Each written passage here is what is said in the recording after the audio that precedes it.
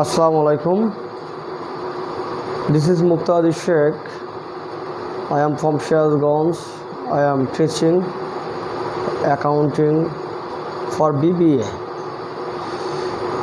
Right now, the topic of my talk for today is the recording process of accounting. Recording process of accounting or recording process of transactions is a major part of financial or principle of accounting or financial accounting for BBA. So আশা করি আপনারা সবাই ভালো আছেন। আল্লাহর অশেষ রহমত এবং দয়ায় আমিও অনেক ভালো আছি। তো আপনাদের জন্য আজকে আমার রেকর্ডিং ক্লাসও রেকর্ডিং প্লাস চ্যাপ্টারটাও হচ্ছে রেকর্ডিং বলতে লিপিবদ্ধকরণ, অ্যাকাউন্টিং লিপিবদ্ধকরণ চ্যাপ্টার নিয়ে আজকে আমি আপনাদের সামনে আলোচনা করব ইনশাআল্লাহ। তো সবাই বিষয়টা ভালো করে দেখে মনোযোগ সহকারে দেখবেন। যদি ভালো লাগে তাহলে লাইক, কমেন্ট এবং শেয়ার করবেন বন্ধুদের সাথে বা এনিওয়ানের সাথে, যারা আসলে অ্যাকাউন্টিং জানার ইচ্ছা তার সাথে আপনারা শেয়ার করতে পারেন। Let's start right now. ওকে,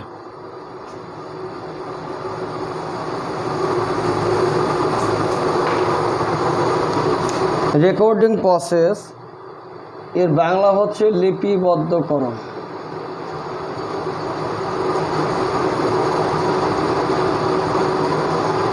এই লিপিবদ্ধকরণ হিসাব বিজ্ঞানের বড় একটা পার্ট, আর মূলত এটার ভিতরে হচ্ছে জার্নাল রয়েছে। লিপিবদ্ধকরণ হচ্ছে জার্নালাইজিং বলা হয় বা জাবেদাকরণ অথবা লিপিবদ্ধকরণ একই জিনিস, দুটো এক, মেজর কোনো পার্থক্য নেই।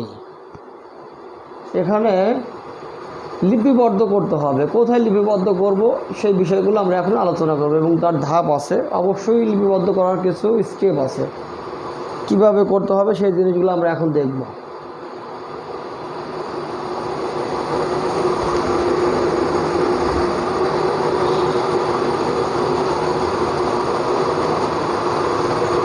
তো আপনাদের বইয়ে যেটা দেওয়া আছে সেটা হচ্ছে যে প্রথমত কিছু কন্টেন্ট দিছে ওনারা, যেমন ভাউচার একটা কন্টেন্ট, এরপর ইনভয়েস একটা কন্টেন্ট, ক্যাশ মেমো একটা কন্টেন্ট। তো এই যে এভিডেন্সগুলো আছে বা ডকুমেন্টগুলো আছে, এখানে কিছু ডকুমেন্ট লাগে, রেকর্ডিংয়ের জন্য কিছু ডকুমেন্ট লাগে। ডকুমেন্টস আর এক নম্বর হচ্ছে আপনার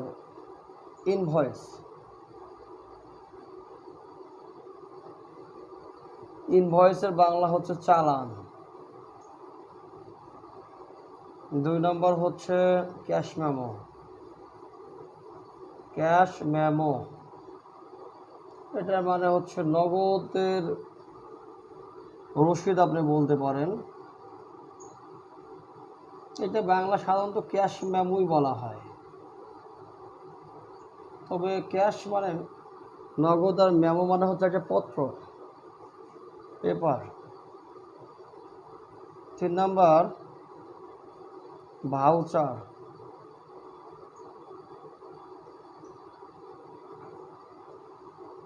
এরপর হচ্ছে ডেবিট নোট,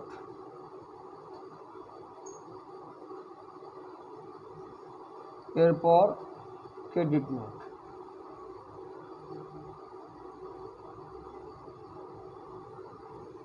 এই পাঁচটা হচ্ছে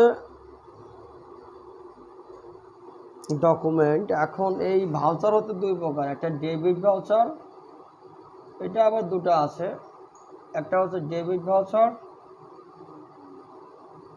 আর একটা হচ্ছে ক্রেডিট ভাউচার।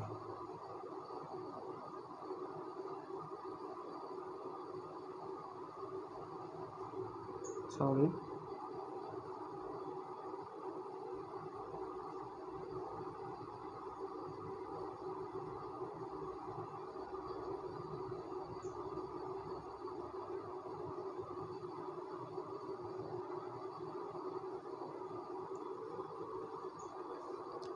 তো প্রথমত আমরা এই বিষয়গুলো নিয়ে আলোচনা করব। আগে এই বিষয়গুলো জানতে হবে।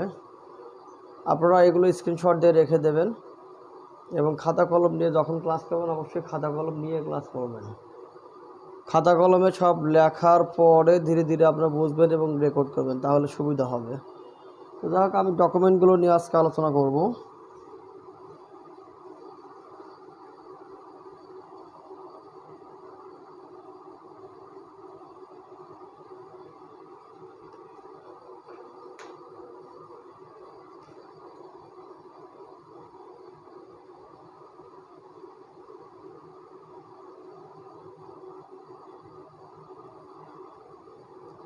প্রথমে হচ্ছে ইনভয়েস নিয়ে যদি আমরা আলাপ আলোচনা করি,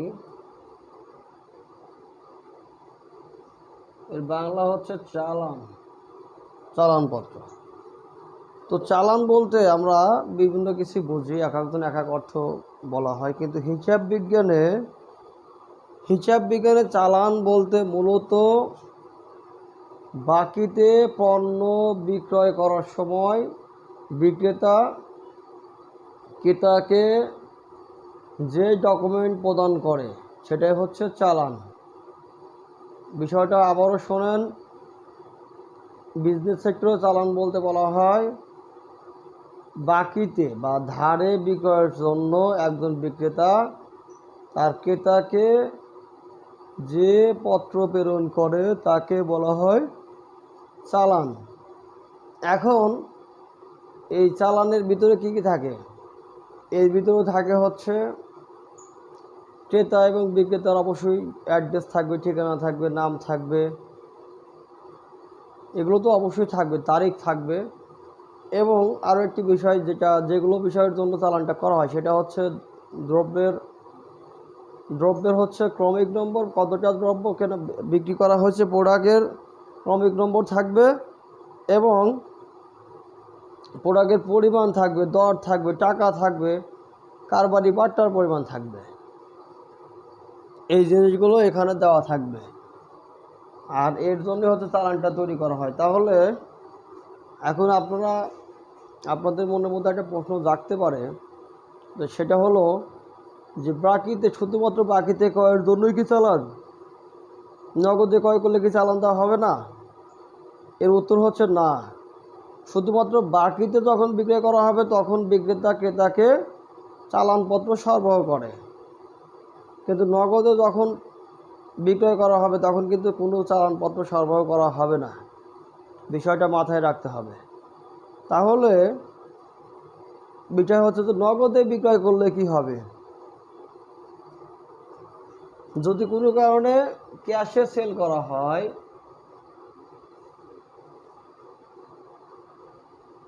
যদি ক্যাশে সেলস হয় সেই ক্ষেত্রে স্বভাবতই মনে প্রশ্ন জাগে যে যদি নগদে বিক্রয় করলে তাহলে কি হবে? বাকিতে বিক্রয় করলে চালান দিলাম, তাহলে নগদে বিক্রয় করলে ক্যাশ মেমো দিতে হয়, ক্যাশ মেমো। এখন আপনারা যারা আসলে ক্যাশ মেমোর সাথে পরিচিত না, কিন্তু আপনি বিভিন্ন ধরনের প্রোডাক্ট কিনেছেন বড় বড় কোম্পানি থেকে বা শোরুম থেকে, তখন অবশ্যই কিন্তু আপনাকে একটা রিসিপ্ট দেওয়া হয়েছে টাকার, আর সেই রিসিপ্টটাই হচ্ছে ক্যাশ মেমো। মূলত চালান এবং ক্যাশ মেমো দুটো একই রকম, কোনো কম বেশি নেই, কিন্তু একটা নগদে আর একটা বাকিতে, এটাই সমস্যা।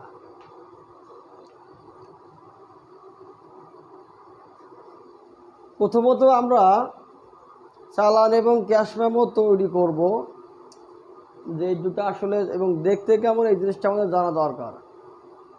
সুতরাং আমার চালান এবং ক্যাশ মেমো তৈরি করে আপনাদেরকে দেখাবো যেটা কেমন। মনে করেন যে আমি একটা প্রতিষ্ঠান, যেমন আমার প্রতিষ্ঠানের নাম হচ্ছে সিরাজগঞ্জ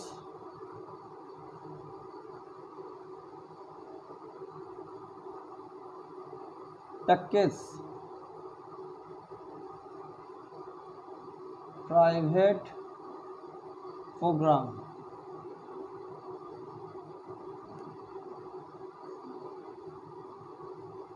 এটা হচ্ছে আমার প্রতিষ্ঠানের নাম। আমি এখন অ্যাড্রেস দেব চৌরাস্তা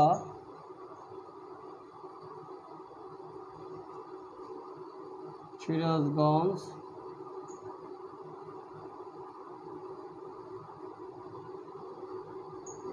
সদর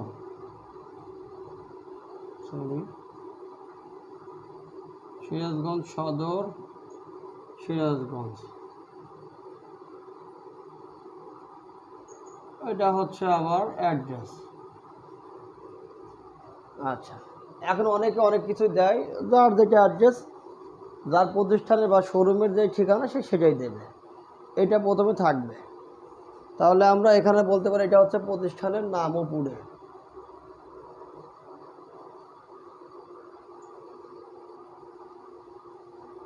এরপর থাকবে এই সাইডে থাকবে ডেট। আজকে আমি যখন ক্লাস নিয়েছি তখন ডেট হচ্ছে 10 তারিখ।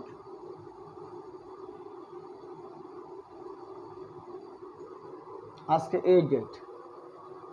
আর এই দিকে হচ্ছে দিতে হবে, তাহলে এটা যদি প্রতিষ্ঠানের নাম হয়, এখন এটা হচ্ছে এই চালানটা কাকে দেওয়া হবে বা ক্রেতাকে সাধারণত চালানটা দেওয়া হয়, তাহলে ক্রেতার নাম।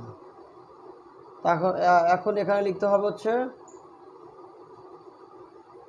Purchaser name. এখানে নাম লিখবেন, পারচেজারের যে নাম হয় সেটা। আর হচ্ছে অ্যাড্রেস দেবেন। আমার যেরকম অ্যাড্রেস, আমার এখানে হচ্ছে নাম দিলাম, এটা হচ্ছে নাম আর এটা হচ্ছে অ্যাড্রেস। ওদেরও নাম অ্যাড্রেস থাকবে, ঠিক আছে। আর এখন আরেকটা বিষয়, এখানে হচ্ছে সিরিয়াল নাম্বার দিতে হবে, কত নম্বর চালান, সিরিয়াল বা ভাউচার নাম্বার। সিরিয়াল নাম্বার অথবা ভাউচার নাম্বার একটা দিলেই হবে। এখন এটা দেওয়ার পরে এখন আমরা এখানে কাজ শুরু করব।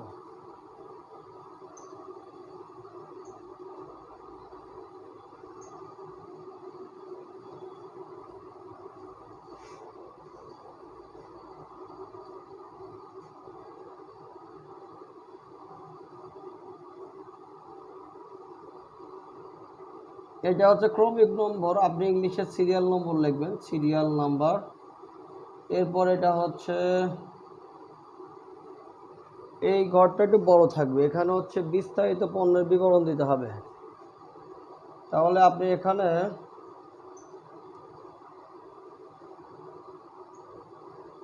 এক্সপ্লানেশন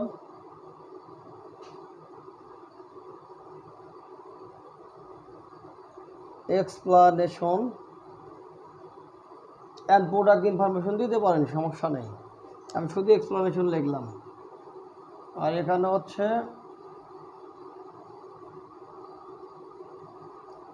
পরিমাণ, আপনি কত ইউনিট নিলেন সেটা, আপনি এখন এটা কত একক নিলেন সেটার উপর নির্ভর করবে। যে আপনার এটা হচ্ছে মনে করেন ইউনিট অথবা পরিমাণ, আপনার ইউনিটটা কিছু হতে পারে, কেজি তো হতে পারে, পিসও হতে পারে, টাকা তো হতে পারে, মন হতে পারে, বস্তায় হতে পারে, বা অন্য কিছু তো হতে পারে। আপনি যে ইউনিট ইউজ করবেন সেই ইউনিটটা এখানে লিখবেন। যেমন আমি এখানে লিখছি ইউনিট কেজি। এরপর হচ্ছে পার ইউনিট প্রাইস। ইউনিট লিখলে সুবিধা হয় যে আপনি কেজি লিখলে কেজি লিখবেন, যেটা লিখবেন সেটা এখানে লেখা যাবে।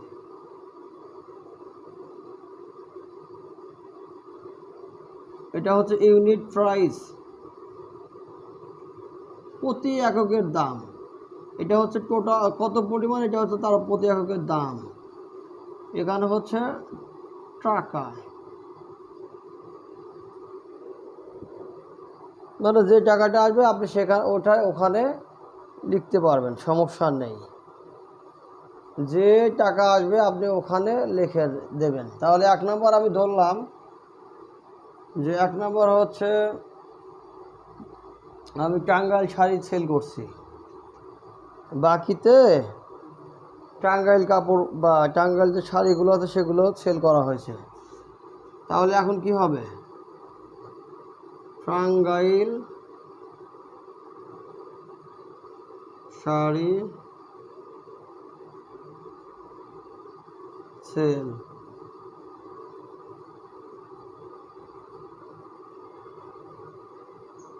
এখন কত পিস, কত কত ইউনিট দিয়েছেন আপনি? মনে করেন যে শাড়ি তো সাধারণত কেজিতে হয় না, সরি, এটা আপনি হচ্ছে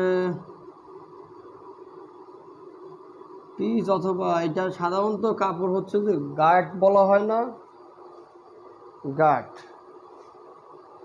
বা এর আরও একটা ইয়া আছে, সেটা হচ্ছে কাপড়ের জন্য আরও একটা ইউনিট আছে, সেটা হচ্ছে আপনি এক একটা ইউনিট এক এক রকম, আপনার ইচ্ছা মতো আপনি একটা ইউনিট ধরে নেবেন। তবে গার্ডটির হিসাবটা বেশি করা হয়, যে কত গার্ড কিনলে, বা একটা মানে ওই গার্ডটি বলতে হচ্ছে 20টা 25টা 30টা কাপড় মিলে একটা গ্রুপ করা হয়, সেটাকে গার্ড বলা হয়। এবং বিভিন্ন জন বিভিন্ন নামে বলে, তবে গার্ডটাই বেশি ইউজ করা হয় কাপড়ের ক্ষেত্রে। তো যা হোক, এখানে আপনি হয়তো ধরতেছেন যে আপনি পিসেও ধরতে পারেন যে কত পিস, তাহলে এখানে পিস লিখবে, এটা নিয়ে কোনো সমস্যা নেই। লেখা যাচ্ছে না, নিচে লিখে দিলাম। তাহলে পিস, ইউনিট পিস হচ্ছে, ইউনিট বলতে হচ্ছে পিস ভাও, প্রতিটা পিসের দাম কত, আমি মনে করলাম যে 1200 টাকা করে।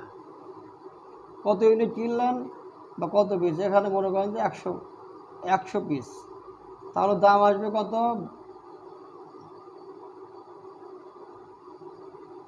1,20,000 টাকা। এরপর 2 নাম্বার,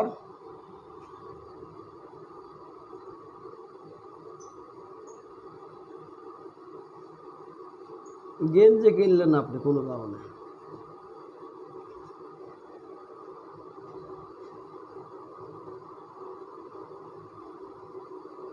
পিসটা হচ্ছে 200 পিস গেঞ্জি নিছেন, আর প্রত্যেকটার দাম হচ্ছে, সরি, আপনি নিচের হচ্ছে 200 টাকা করে প্রতি পিসের, প্রত্যেকটা কাপড় গেঞ্জির দাম 200 টাকা, আর আপনি নিচের হচ্ছে 300টা গেঞ্জি, তাহলে এখন দাম আসবে হচ্ছে 60,000। এখন আপনি টোটাল এটা কিনলেন, এখন দাম আসলো কত? এখন দেখেন 1,80,000 টাকা মনে হয় দাম আসলো টোটাল। এখন এই 1,80,000 টাকা, এর আবার ডিসকাউন্ট আছে, কারবারি বাটা থাকে, ট্রেডিং ডিসকাউন্ট ধরেন হচ্ছে 10%।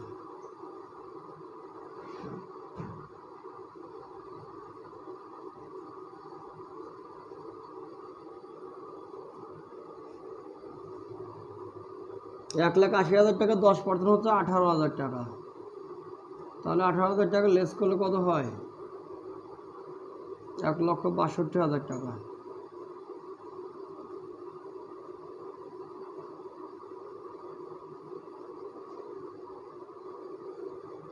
এটা হচ্ছে আপনার টোটাল হচ্ছে মানে বিক্রয় হলো। তো এখন আপনি এটা টাকাটা এখানে কথায় লিখতে হবে,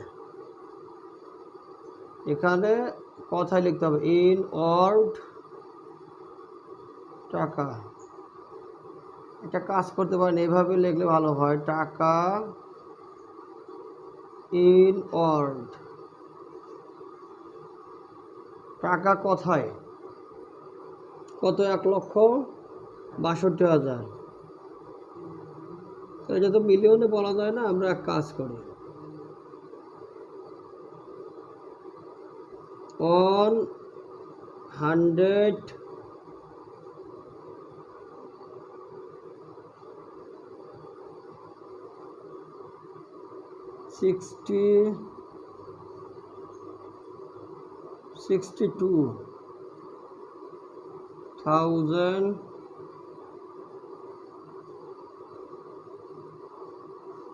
62,000 টাকা অনলি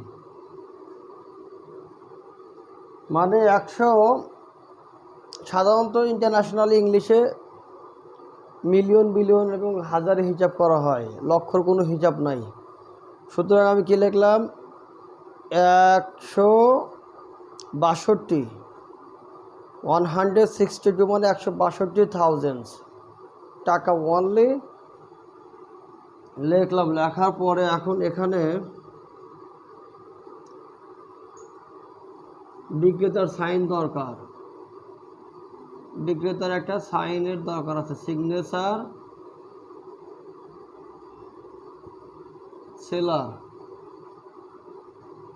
সেলারের এখানে একটা সাইন দরকার, দিলাম একটা সাইন। আর হচ্ছে এখানে একটা বাংলা কথা লেখা থাকে, যেটা হচ্ছে ভুল ভ্রান্তি সংশোধনযোগ্য। তাহলে আপনি এখানে লিখতে পারেন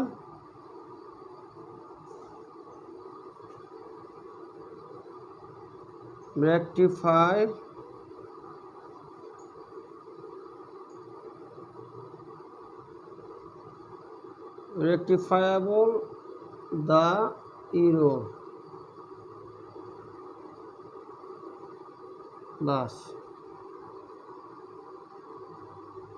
রেকটিফায়াবল দ্য এরর ভুল ভ্রান্তি সংশোধনযোগ্য। এটা লিখলে আপনার একটা চালানপত্র হয়ে গেল। এখানে দেখেন প্রথমত হচ্ছে আপনার কোনো যেটাই করেন না কেন, হিসাব বিজ্ঞানে যেটাই করতে চান আপনার অবশ্যই যার হিসাব নিকাশ করবেন তার কি করতে হবে, প্রতিষ্ঠানের নাম লিখতে হবে, কোন প্রতিষ্ঠানে করতেছেন সেটা আমি লিখছি, তার অ্যাড্রেস দিতে হবে, দিলাম। এখানে একটা ডেট রাখতে হবে, ডেট যদি না দেন তাহলে এটা ইনভ্যালিড। এরপরে সিরিয়াল নাম্বার, ধরেন 10 নম্বর সিরিয়াল। এরপরে পার্সেস নাম মানে নেম, পার্সেজার নেম, ক্রেতার নাম, অ্যাড্রেস, একটা অ্যাড্রেস দেবেন। এখানে সিরিয়াল নাম্বার, ব্যাখ্যা, কোনো দ্রব্য সম্বন্ধে বিস্তারিত ব্যাখ্যা থাকবে এখানে। এরপর এখানে হচ্ছে এটা হচ্ছে প্রত্যেক এককের মূল্য, প্রতি এককের মূল্য কত, ইউনিট প্রাইস। একটার দাম 1200, এটা টাঙ্গাইল শাড়ি। আর এখানে যে আমি গেঞ্জিটা কিনছি, একটা গেঞ্জির কথা বললাম, এই গেঞ্জির দাম হচ্ছে প্রত্যেকটার দাম 200 টাকা। আমি অর্ডার করছি শাড়ি কয়টা দেখেন, শাড়ি অর্ডার করছি হচ্ছে 100টা, আর গেঞ্জি অর্ডার করছি 300টা। এখন প্রাইস আসলো 1,20,000, 60,000, টোটাল যোগ করলে 1,80,000। আর 10% বলছে 10% ডিসকাউন্ট, তাহলে 1,80,000-এর 10% 18,000, বাদ দিলে 1,62,000 টাকা। এখন এই টাকাটা কথায় লিখতে হবে, 162,000 টাকা অনলি, তারপরে বিক্রেতার সিগনেচার আর রেকটিফায়াবল দ্য এরর। এভাবে আমরা চালানপত্র কিন্তু করতে পারি। এটা হচ্ছে কি, ও এখানে লিখতে হবে যে ইনভয়েসমেন্ট, এটা তো চালানিটা এখানে লিখতে হবে, এটা বাদ পড়ে গেছিল, যা হোক, আই এম সরি ফর মিস্টেকিং। এটা হচ্ছে চালানপত্র। আর ক্যাশ মেমোটা হচ্ছে সব কিছুই ঠিক আছে, একই জিনিস, শুধুমাত্র এখানে লিখতে হবে, এই জায়গায় শুধু লিখতে হবে ক্যাশ মেমো।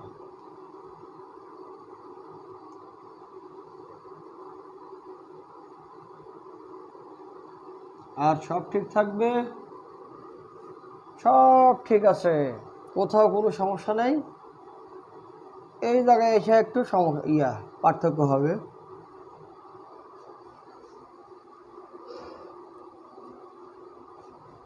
এখানে যে কি পার্থক্য হবে, কারণ আপনি চালান করছিলেন ওই তখন হচ্ছে আপনার সেলটা ছিল বাকিতে বা ধারে, কিন্তু এখন আপনি সেল করতেছেন নগদে, নগদ টাকা আপনি তখন আদায় করতেছেন। এই ৬২,০০০ টাকা সেলার ক্রেতার কাছ থেকে বা পার্চেজারের কাছ থেকে তখন ইমিডিয়েটলি আদায় করতেছে। সুতরাং নগদে যে মাল বিক্রি করা হয় সেই মাল কিন্তু কখনো বাকি ফেরত দেওয়া হয় না, লেখা থাকে দেখবেন। আপনারা যখন কোনো কিছু কিনবেন ওখানে দেখবেন ক্যাশ মেমোর নিচে লেখা আছে বিশেষ দ্রষ্টব্য, বিক্রিত মাল ফেরত নেওয়া হয় না। আর যখন বাকিতে বিক্রয় করবে তখন চালানের নিচে লেখা থাকে ভুলভ্রান্তি সংশোধনযোগ্য। তাহলে এখানে লিখবেন বিশেষ দ্রষ্টব্য এনবি। চালানেও কিন্তু এনবি ছিল, ওখানে কি এনবি ছিল?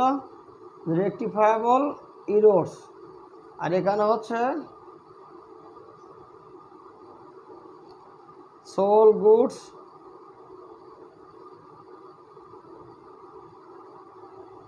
আর নট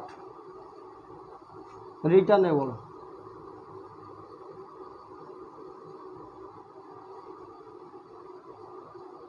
এইভাবে হচ্ছে আমরা ক্যাশ মেমো করব প্লাস চালান করব, একই রকম, শুধুমাত্র কথা দুটো আর এই যেখানে একটু কম বেশি থাকে, আর সব ঠিক, কোথাও কোনো সমস্যা নেই, ভুল নেই।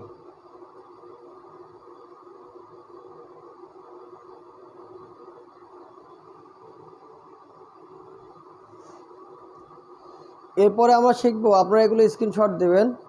আমরা ভাউচার নিয়ে আলাপ করব, ভাউচার নিয়ে আলোচনা করব।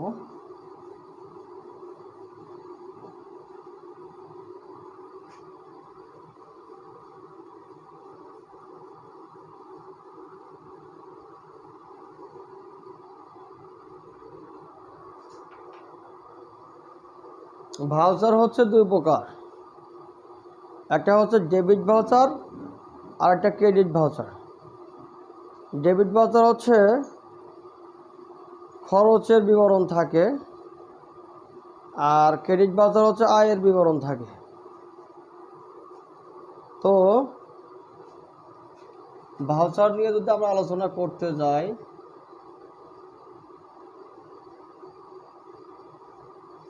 ভাউচার হচ্ছে দুই প্রকার, একটা ডেবিট ভাউচার আর একটা ক্রেডিট ভাউচার।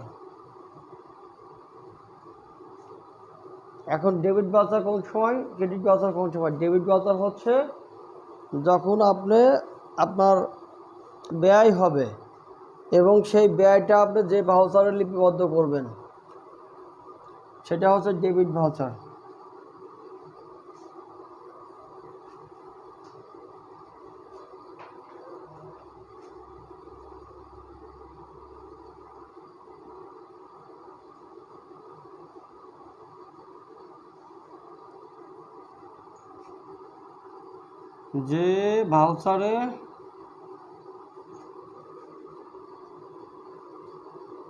যে ভাউচারে কি করা হয়, ব্যয় সমূহ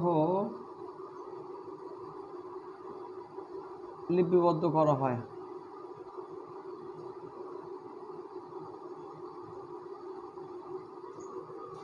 তাকে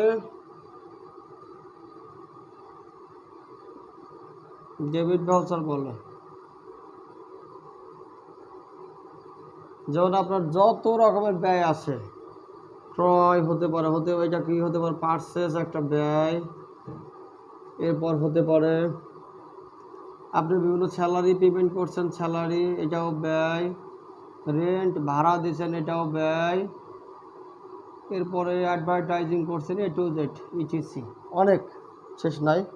এগুলো হচ্ছে আপনার ব্যয়, বা অন্য কোনো কাজেও আপনি টাকা ব্যয় করছেন, সেটা আপনি যে ভাউচারে লিখবেন সেটা হচ্ছে ডেবিট ভাউচার। তাহলে ক্রেডিট ভাউচার কি?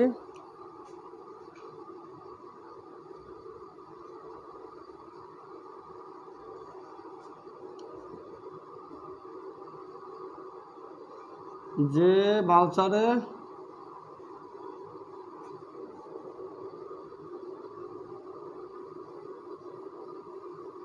আয় সমূহ লিপিবদ্ধ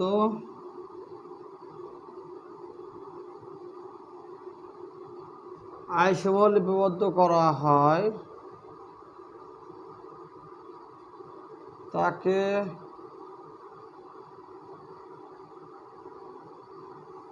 ক্রেডিট ভাউচার বলে।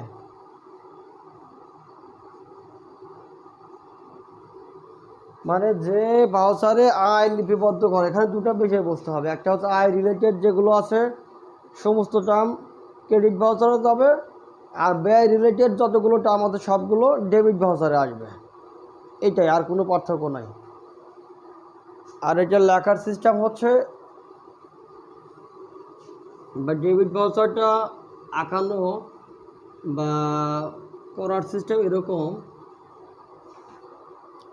এই প্রতিষ্ঠানের নাম তো অবশ্যই থাকবে, ঠিকানা থাকবে, সবই থাকবে। আর এখানে লিখতে হবে হচ্ছে কি, আমি মনে করেন ডেবিট ভাউচার করব, ডেবিট ভাউচার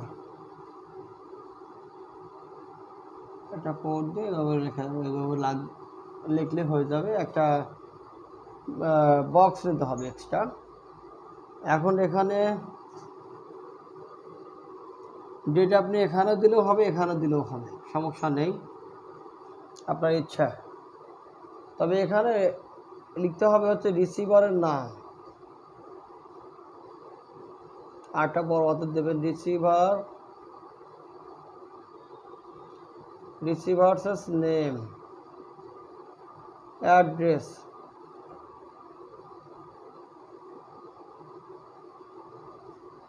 তার নাম লিখবেন, তার ঠিকানা লিখবেন, A to Z। Receiver's name, receiver's address. এরপর অনেক মানুষ পেয়ারের হচ্ছে নেম এবং অ্যাড্রেসও লেখেন, যেহেতু পেয়ারের অ্যাড্রেস এখানে দেওয়া আছে দরকার নেই।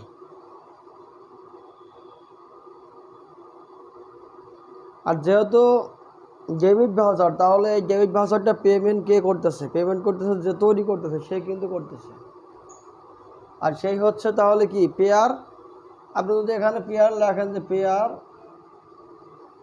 পেয়ারসেস নেম, মানে এই নামটা এখানে লিখতে হবে। আর এখানে লিখতে হবে যে আপনার টাকাটা রিসিভ করলো, অ্যাড্রেস।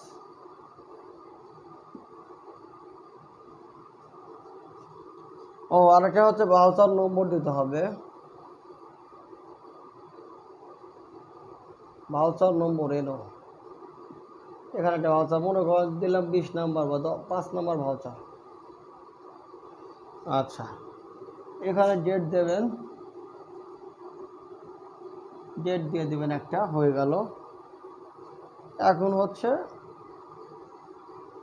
ফাইনালি চার্ট করতে হবে, কলাম রো এর সমন্বয়ে এটা করতে হয়।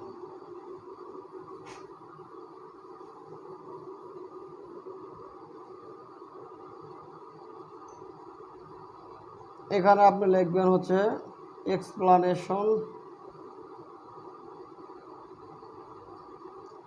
এটা যেহেতু ডেবিট ভাউচার, তাহলে খরচ, এক্সপ্লানেশন অফ এক্সপেন্সেস লিখবেন, খরচের বিবরণ। আচ্ছা, এখন হচ্ছে এখানে হচ্ছে টাকা, টাকা দুটো কলম দেবেন, একটাতে লিখবেন, লিখে এখানে আলটিমেট ব্যালেন্স এটাতে লিখবেন। আপনার মনে করেন কিছু মানে ব্যয় হচ্ছে, আপনি স্যালারি পেমেন্ট করছেন, তাহলে লিখবেন হচ্ছে ওয়ার্কার্স স্যালারি পেমেন্ট। এখানে মনে করেন যে 50,000 টাকা। এরপর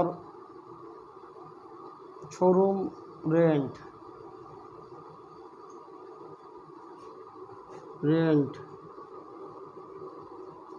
শোরুমে ভাড়া কত? ধরেন যে 20,000 টাকা। এরপর আপনারা হচ্ছে পাওনাদারকে দিয়েছেন মনে করেন, অথবা অন্য কিছু করছেন, পেমেন্ট টু অ্যাকাউন্ট পেয়াবল, অথবা অন্য কাউকে দিচ্ছেন, অ্যাকাউন্ট পেয়াবল। এটা মনে করেন যে 30,000 টাকা। টোটাল কত হলো? 1,00,000 টাকা। এখানে কোনো ডিসকাউন্ট নাই। এখন এই ভাউচারটা তৈরি করা একটু জটিলতা আছে। সেটা হচ্ছে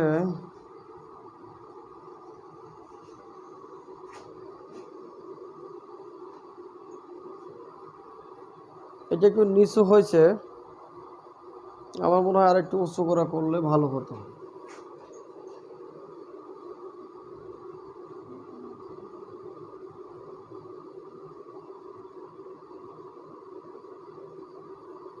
এখানে হচ্ছে 20,000 আর এটা হচ্ছে 30,000, টোটাল কত হলো? 1,00,000 টাকা। এই টাকাটা ক্লোজ করে দিলে হয়ে গেল।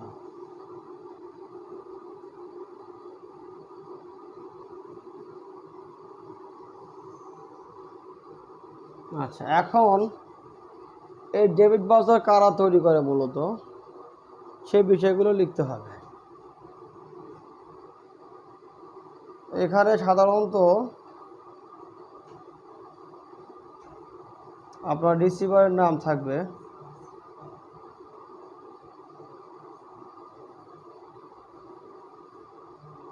Receiver sign. আচ্ছা, এরপরে এখানে থাকবে হচ্ছে ক্যাশিয়ারের সাইন।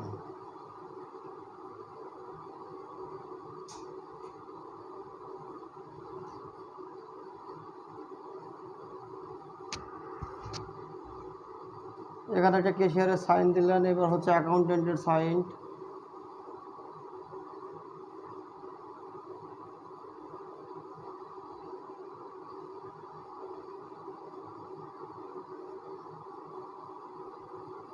এটা অ্যাকাউন্টেন্টের সাইন।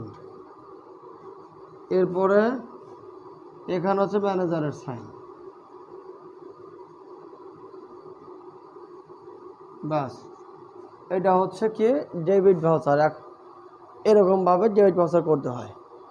এরপর হচ্ছে ক্রেডিট ভাউচার। সব ঠিক আছে, শুধুমাত্র এই জায়গায় লেখুন হচ্ছে ক্রেডিট ভাউচার।